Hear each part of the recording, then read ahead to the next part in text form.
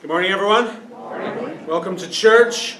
So for the past few weeks on a Sunday, we've been working our way through a really weird part of the Bible called the book of Ecclesiastes.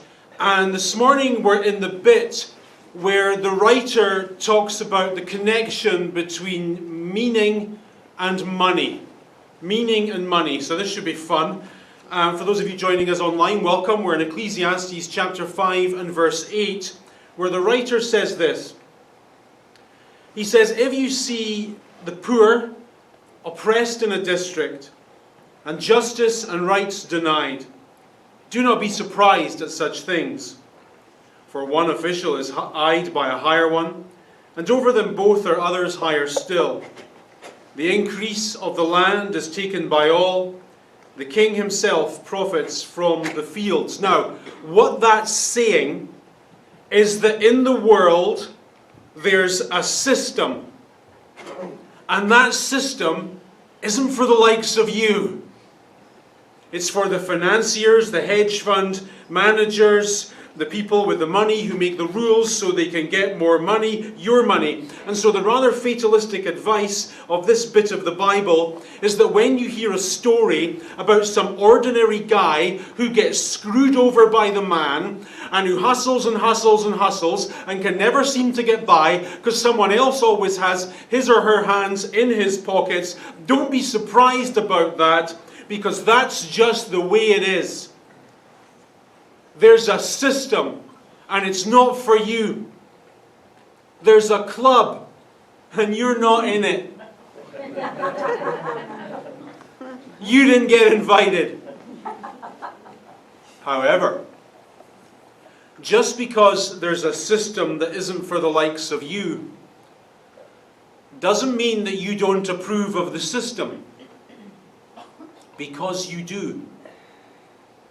You love the system. In every culture, there is what philosophers like to call a meta-narrative, a big story. And that big story, so the argument goes, explains the values and the aspirations and the experiences and the things that are important within that given culture. And in our particular culture, in this particular part of the world, the big story goes something like this. Money is good. The more money you have, the happier and the safer you'll be. You should therefore work as hard as you can to get as much as you can. Work as hard as you can to get as much as you can. Work as hard as you can to get as much as you can, because the more that you have, the happier you'll be and the safer you'll be. And there's nothing wrong with being happy and safe. We could all do with a little more happiness and a little more safety. That's the story that we were all raised with. That's the story that we pass on unthinkingly to our children. And that story, like any good story, has its heroes. It has its rewards. The houses, the holidays, the cars, the clothes. It has its dangers and its pitfalls, and we know about them. And that story, with its rewards and its dangers and its pitfalls and its heroes, easily persuades us of its wisdom. We should work as hard as we can to get as much as we can, because the more that we have, the happier we will be, and the safer we will become. That is the unquestioned dogma by which we live, which makes the teaching of this particular teacher in this part of the Bible slightly, well, let's just read it. He says this: "Whoever loves money never has enough. Whoever loves wealth is never satisfied with their income." So what he's saying here is that money isn't at all like lunch. If you're hungry and you go for lunch, at the end of lunch, you usually feel that you've had enough lunch and that you don't want any more lunch. However, when it comes to money, you always feel that you want more, because the more that you have, the happier and the safer you'll be. And you can always do with a little more happiness and a little more safety. And that thing in us, in all of us, that always wants a little bit more, is, from the perspective of this Bible writer, a little bit sad. He seems to be saying that if you structure your life around the dogma of work as hard as you can to get as much as you can. It's a bit like trying to climb a mountain that doesn't have a top. And that being the case, notice what he says. He says, all of this is meaningless. Now you'll remember from week 1 of this series, at least I hope you remember, that the word meaningless comes from an ancient Hebrew word, chavel, which means a vapor. A vapor that is present in one moment and then gone in the next.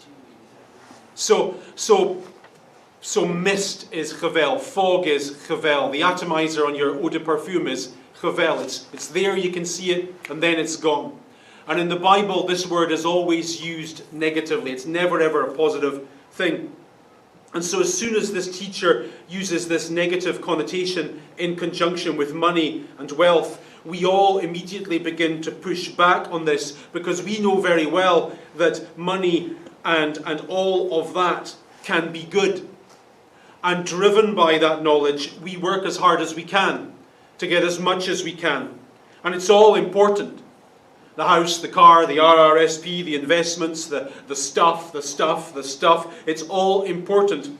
And in the background to our working and to our getting and to our saving and to our acquiring, this bit of the Bible strikes a discordant note. It's meaningless.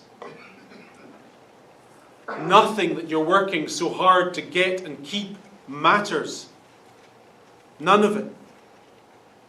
For example, he says, as goods increase, so do those who consume them. And what benefit are they to their owners except to feast their eyes upon them? In other words, he's saying, let me talk to you about the lunacy of your lifestyle. So here's your plan, right? You'll work 75 hours a week so that you can drive a nice car and live in a nice home. The only problem, of course, is that you'll never be in your nice home because you're working 75 hours a week. And the only time you'll be sitting in your nice car is stuck in traffic, making your way to a job that you hate and that's slowly sucking the life out of you. But you've got to keep spinning the wheel like a good little gerbil, otherwise you won't be able to keep up the payments on the lifestyle that's slowly killing you. Fortunately, that job that is slowly killing you comes with a drug plan, which will delay your death just long enough so you can pay off your house, so you can leave it to your ungrateful kids, who at your funeral will bemoan the fact that you were never there because you were working 75 hours a week. It's a perfect plan. Nothing wrong with it. So what this sentence is saying is hey, just hang on a minute. I mean, I get life in the real world, but just hang on a minute. Before you subscribe to the dogma of work as hard as you can to get as much as you can, think a little first. Think, please, about what it's going to cost you to get the things you think you need to be happy and to be safe.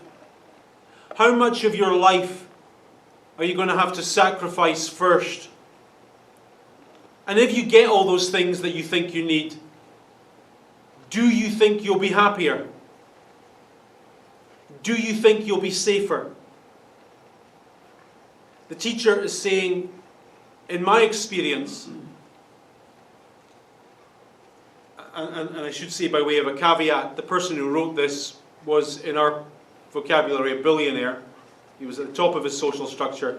He's saying, in my experience, the richer you get, the more bills you have to pay, and the more stress you have. I'm quite fond of yachts. I don't have a yacht, but I'm quite fond of yachts. I don't even have a canoe, but I'm quite fond of yachts. And the biggest privately owned yacht in the world belonged to a man called Paul Allen, who sadly died just recently, one of the founding partners of Microsoft. And imagine, right? There you are, you're one of the richest men in the world, you own this 200-foot yacht, and you get a phone call one day from your yacht master, who's costing you 100 grand a year, who supervises your 60 staff on your 200-foot yacht, who are costing you millions a year, and your yacht master is calling you because there's some some global positioning widget on the crankshaft propeller thing that broke, and you need a new one from Japan, and it costs $140,000. Before you bought your yacht, you didn't even know there was a widget GPS crankshaft thing on a propeller stuff thing. Now you have to pay $140,000 to get a new one that not long ago you didn't even know existed. This is what this teacher seems to be saying. He's saying, folks, I'm rich. Trust me, I got to pay bills for stuff you don't even know is stuff. And it doesn't make you any happier. It doesn't make you any safer. It's just brutal. Speaking of which, notice what he says next. The sleep of a labourer is sweet, whether they have a lot to eat or a little. So at this point, the teacher is saying, you know who's got life figured out? I'll tell you who's got life figured out. The hammer-wielding, drywall hanging, spot welding workers. They just go to work, do their work, come home, they sleep like babies, unencumbered by the troubles of fancy people who live fancy lives. Now that, of course, is a caricature. And it's a crass caricature too. I know as well as you do that just because a person has an ordinary life, that doesn't mean that he doesn't have his fair share of troubles, and it doesn't mean that he doesn't worry about them. But that's not the point. The point of the caricature is to say that money isn't the answer you think it is. Because the more you got, sometimes the more you have to worry about. That's why he says, as for the rich, their abundance permits them no sleep. He's saying, guys, I'm rich myself. I've got lots of rich friends. And I'm telling you, they worry about stuff that poor people don't know they have to worry about. Then he says, another odd thing about working as hard as you can to get as much as you can is that when you get all the things they said you had to get, sometimes you discover it doesn't do the things that they promised it would do. He says in the next sentence, I've seen a grievous evil under the sun, wealth hoarded to the harm of its owners.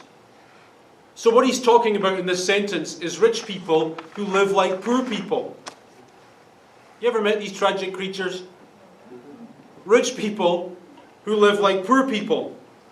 They have money, but they're afraid of using it. Which raises the question, why have it? Give it to me, I'll spend it for you. I'll have a good time if you don't want to.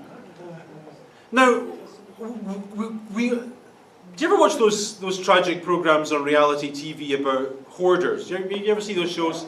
Yeah. Really? Because I don't watch reality TV. I'm quite disappointed in it. You know they have like their front room is full of newspapers, and there's some mental block where they just can't throw out 30 years worth of newspapers and magazines, and we look at those shows and there's obviously a mental illness there, there's obviously something sad. This writer is saying people who have money but don't spend it, but don't enjoy it, are just as broken, just as twisted, just as sick. Another thing that bothers him, he says that wealth can be lost through misfortune, so that when they have children there's nothing left for them to inherit. Now remember, the story of our culture is that the more we have, the happier and the safer we will be. However, the writer of Ecclesiastes has noticed that the relationship between money and security is more tenuous than we like to imagine. For example, this is the American football player Michael Vick. I thought it would be appropriate to mention him on Super Bowl Sunday. So in 2006, Michael Vick was the quarterback for the Atlanta Falcons, and in between his salary and his endorsements and all that, he was pulling in around $25 million a year. Now you'd think that if you were earning that kind of money, after like a couple of weeks, you'd be good. Right? You'd have a little bit of a nest egg, your mortgage would be paid, your pension would be, that's pretty decent money. I mean, if money makes you safe, that's a lot of safety. Sadly, however, in 2008, following a series of bad decisions, bad luck, and bad investments, Michael Vick was forced to declare bankruptcy. Yeah. You've been earning 25 million a year for a couple of years, and that's 50 million, isn't it? Yeah. You got nothing. You've got less than I do. And I'm broke. And that's not just an NFL thing. We all know that a series of bad decisions, bad luck, and bad investments can leave us in dire straits. It's the dark side of the story, which raises the question, if money doesn't make you safer, then what's the point giving up so much of life to get so much of it? And then he speaks the words that one day clergy will speak over our coffins. He says, everyone comes naked from their mother's womb, and as everyone comes, so they depart. They take nothing from their toil that they can carry in their hands. This is evil. So the sentiment being expressed here is that you can't take it when you go. This guy tried.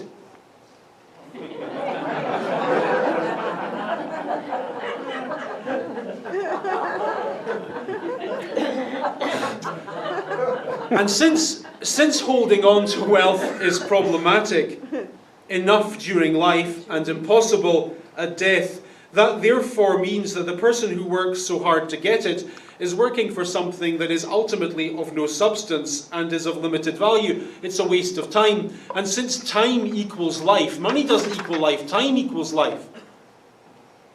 When you run out of money, you don't run out of life, but when you run out of time, you run out of life. This is therefore a horrible sentence, because it questions the point of everything that we are spending our lives on. Hence the depressing metaphor he uses next. He says, all their days they eat in darkness with great frustration, affliction, and anger, thinking that they're living for something, when in fact they're living for nothing. Their sails set to the wrong wind. Their compass doesn't point all the way north. Think about it. How many people have you met in life that had everything they needed to be happy? Everything. But they weren't happy.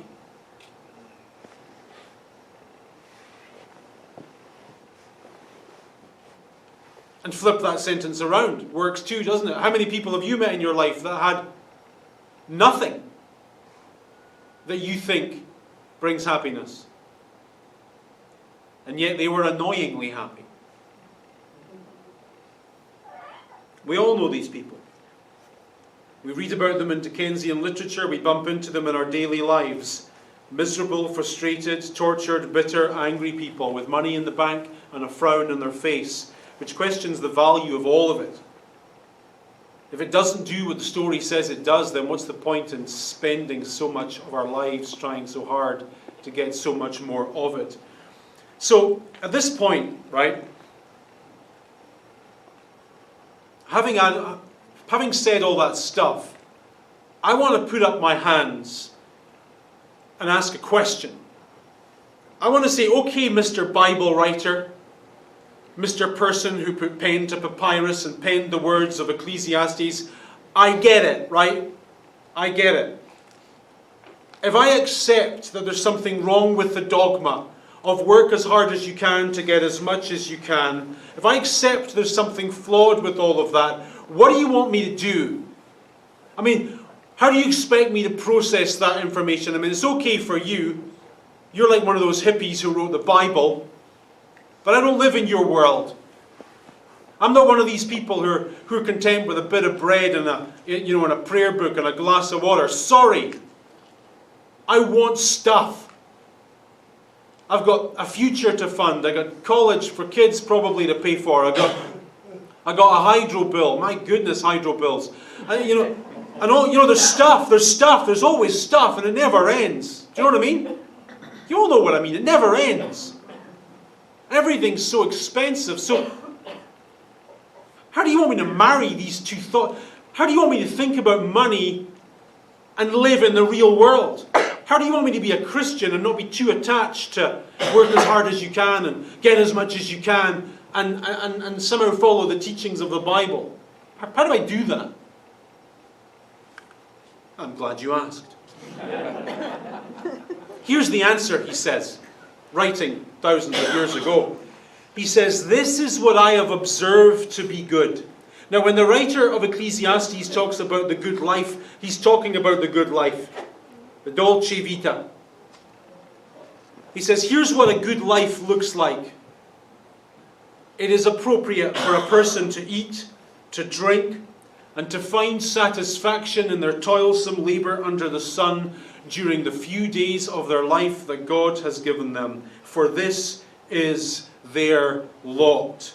In other words, you should probably get a pen and paper and write this down. Here's what he's saying. This is your life. You go to work. You spend time with your family around the kitchen table. You have a few laughs. You go out with your friends. You do what you got to do. You enjoy what you got to enjoy. That is it. And that should be enough to satisfy you. Because if it isn't, you're going to spend all the days of your life wishing your life away. Here's an idea. Maybe more isn't necessarily better. Maybe it would be a better idea to enjoy what you already have. Because life is meant to be enjoyed, not wished away into the future. You're familiar, I take it, with the story of The Hobbit. If you're not, I don't know what to say to you. In the story of The Hobbit, the story starts out with a group of dwarves who live in a mountain with gold, lots of gold. And then a dragon comes and takes the gold, lots of gold, and the dwarves are thrown out of the mountain. The dwarves then spend all their life trying to figure out how to get back to the mountain so they can reclaim the gold, lots of gold. Essentially, it's a story about gold and greed. However, one of the characters isn't a dwarf, he's a hobbit, and he's not all that bothered about gold and greed. He just likes having a good time, eating, drinking, socialising. And at the end of the book, when the gold has all been gotten, one of the dwarves says to the little hobbit, if more of us valued food and cheer above gold, it would be a merrier world. Powerful words. Next sentence. Moreover, when God gives someone wealth and possessions and the ability to enjoy them, to accept their lot and be happy in their toil, this is a gift of God. At this point, you can almost feel the sadness in his voice. So, we know from week 1 of this series that the man writing these words is a man of means. He's got it all. He's won all the prizes. He's made his way to the top. And he's got lots of friends who are in a similar situation in life. And as he writes these words, he's looking around at some of the people he knows, and he says, you know what, I know so many people who have everything. They've got the career, they've got the house, they've got the cars, they've got the money, they've got the toys, they've got all the toys. And in addition to all those things they also have a horrible sensation of being dead on the inside. And that's a story that's repeated in all the neighbourhoods where we live. People who have everything except happiness. Everything except happiness. So he says there's these people who for some weird reason can't seem to ever enjoy their life.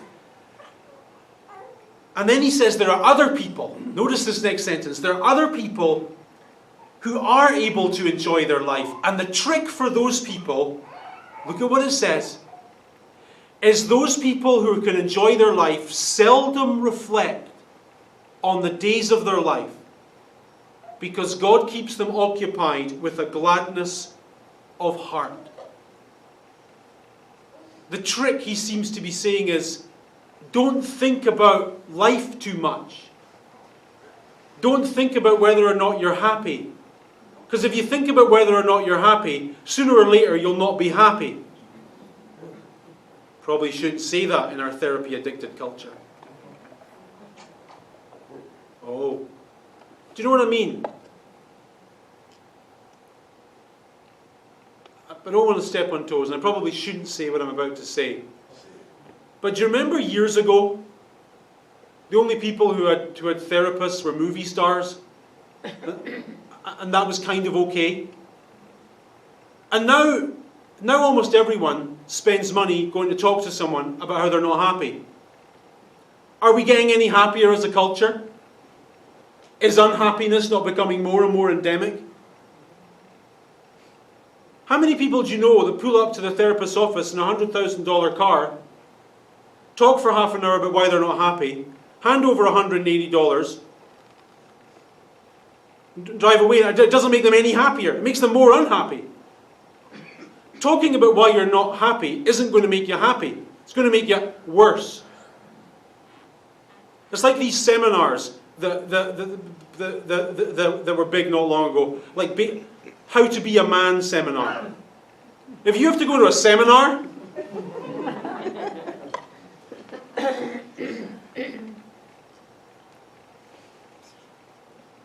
the more you think about stuff, the worse it makes you, is what this writer is saying. Just enjoy it.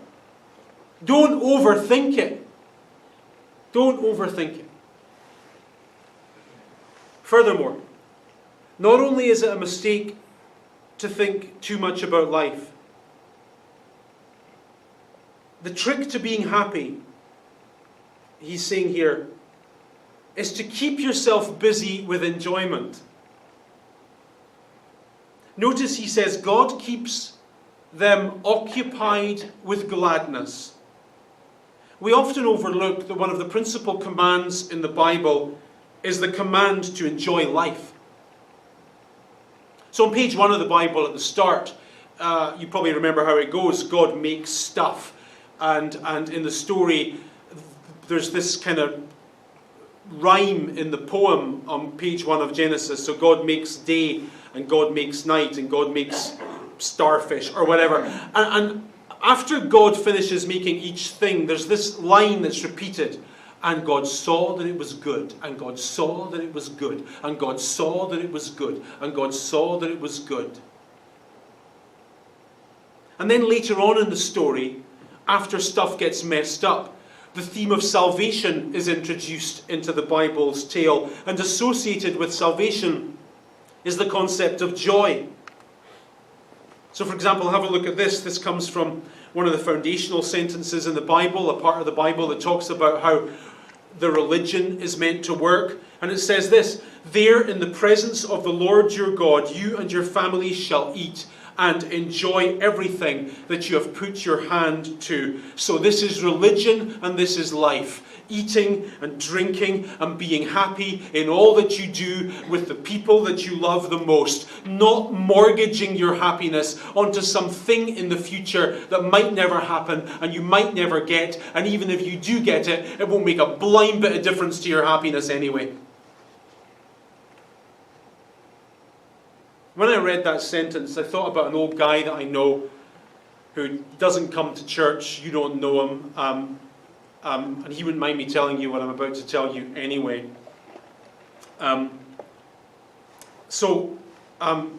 He works in this place I go to, and he's old. He looks too old to be working.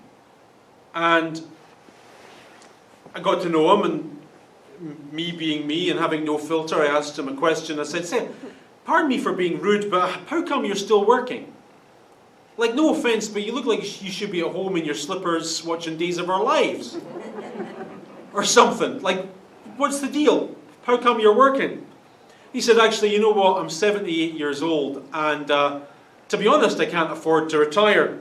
At that point, I muttered the rather obligatory, oh, I'm sorry, it's hard, blah, blah, blah. Then he said, what? Don't you dare feel sorry for me. I spent all my money when I was young, fit and healthy. I went all the places I wanted to go to. I saw all the things I wanted to see. I did all the things I wanted to do. I went out all the time. I had fun. Me and my wife, we used to go dancing all the time. It was brilliant. I had a great life. And you know what? Every Thursday, I go out with my grandson for a pint. I've lived long enough and enjoyed long enough that every week I get to go out and have a pint with my grandson. Don't you feel sorry for me? That man didn't have much money. But in the things that mattered, I reckon he was a millionaire. Got up every day, had something he enjoyed doing, and he did it, and he lived. He lived. And that's the vision that this writer has for his students. That they would be happy and just enjoy life. Be happy with what you have right now. Look at the perspective of the New Testament. So this writer in the New Testament says, godliness with contentment is great gain. And when he uses the word content, well, my goodness, that's a difficult word in our culture, content. He means be happy with where you are right now, with what you have right now. He means be choosing to experience happiness in the present and not deferring it to the future. And then to reinforce the importance of that point, he states the obvious. He says that our contact with stuff begins at birth and ends at death. We brought nothing into the world and we can take nothing out of it.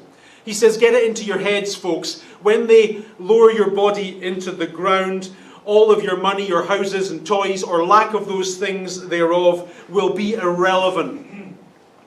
And you should therefore allow their future irrelevancy to inform your current attitude to all of those things. Rather than trying to get more and more and more and more, your attitude instead should be that if we have food and clothing, we should be content with that. Then he says, people who want to be rich, that's all of us, fall into a temptation and a trap and into many foolish and harmful desires that plunge men to ruin and destruction. You know, we've all experienced this. Sometimes life takes you to a place where the values are different. And the rules aren't the same. And the morals get twisted. And then he says, for the love of money is a root of all kinds of evil. Some people eager for money have wandered from the faith and pierced themselves with many griefs. We all need to earn a living. But here's the caveat. If money is all you're about, there's something wrong with life. You're spending the only thing that matters in pursuit of something that doesn't. So tomorrow morning, the advice of the Bible would be, get out of bed, get your crappy clothes on, eat your Pop-Tarts or whatever it is you can afford, your giant tiger toast. Yeah. Served on your Value Village plates. Get into your beat up car, make your way to your crummy job, and be happy. For goodness sake, be happy. This afternoon, if you can muster it, get with your family, get with your friends. Be happy. Watch the game tonight with your family, with your friends. Be happy. Yeah, your life might not be as perfect as you wish it was, but it is what it is. And today's all you've got. Be happy. And God said that it was good. And God said that it was good. God bless you. See you next time.